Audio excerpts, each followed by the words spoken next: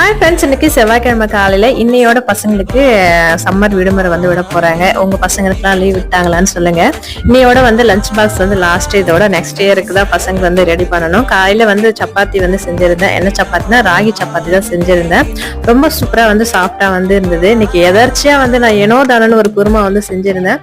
அது என்னவோ தெரியல, சூப்பரா வந்தது. நம்ம பார்த்து பார்த்து செய்வோம், அன்னைக்கெல்லாம் வந்து சொதப்பிடும். ஏனோ தானன்னு செய்வோம், அன்னைக்கு வந்து நல்லா வரும் இல்லையா? அந்த மாதிரி இன்னைக்கு இந்த குருமாவுக்கும் ராகி சப்பாத்திக்கு ரொம்பவே சூப்பரா இருந்தது. நல்லா ஆறி போனாலுமே இந்த ராகி சப்பாத்தி வந்து ரொம்ப சாஃப்டா இருக்கும், நல்லாவே இருக்கும். எப்பவுமே கேழ்வரகு மாவுல புட்டு அடை இந்த மாதிரி செய்வோம். சப்பாத்தி வந்து ரொம்பவே சூப்பரா இருந்தது. ரெசிபி வேணும்னா கமெண்ட்ல சொல்லுங்க, நான் ஷேர் பண்றேன். பசங்களுக்கு ராகி சப்பாத்தி வந்து கொடுத்துட்டு லஞ்ச் என்ன வேணும்னு சொன்னா, ஒருத்தவங்க வந்து தேங்காய் சாதம் கேட்கறாங்க, ஒருத்தவங்க தக்காளி சாதம் கேட்கறது. சரி, இன்னைக்கு தான் லாஸ்ட், ரெண்டு பேருக்குமே தனித்தனியா அதே மாதிரி செஞ்சு கொடுத்துலாம். அந்த மாதிரி செஞ்சு கொடுத்துட்டு தொட்டுக்கிறதுக்கு வந்து ஊறுகாய் தான் செஞ்சிருந்தேன்.